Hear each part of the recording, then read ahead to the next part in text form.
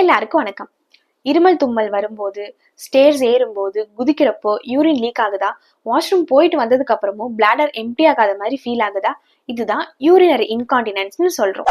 இது normal symptoms இல்ல, age related கண்டிஷன்ஸும் இல்ல.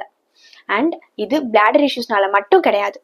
நம்ம உடம்புல இருக்கிற பெல்விக் ஃப்ளோர் மசில்ஸ் வீக் ஆகிட்டா இல்லைன்னா ப்ராப்பரா ஒர்க் ஆகலனாலும் இந்த ப்ராப்ளம் வரதுக்கான சான்சஸ் அதிகம். பெல்விக் ஃப்ளோர் மசில்ஸ் நம்மளோட இடுப்பு எலும்புக்கு கீழே இருக்கிற மசில்ஸ். இந்த மசில்ஸ் தான் நம்மளோட பிளாடர் அண்ட் யூட்ரஸை சப்போர்ட் பண்ணும்.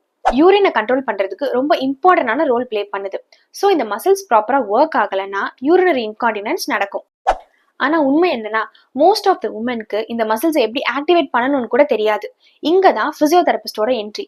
உங்க பாடியை அண்டர்ஸ்டாண்ட் பண்ணிட்டு இன்ஆக்டிவா இருக்க மசிலை திரும்ப ஆக்டிவேட் பண்ணுவோம், டென்ஸ்டா இருக்க மசிலை ரிலாக்ஸ் பண்றதுக்கும் ஹெல்ப் பண்ணுவோம். இந்த கண்டிஷன்ஸ்க்குலாம் கூட பிசியோதெரபி பண்ணலாம் அப்படின்ற அவேர்னஸ் இன்னும் நிறைய பேருக்கு தெரியாது. ப்ராப்பரா அசஸ் பண்ணி ரீஹேப் பண்ணா யூரினரி இன்கான்டினன்ஸ்க்கு பிசியோதெரபி கண்டிப்பா ஹெல்ப்ஃபுல்லா இருக்கும். So keep moving.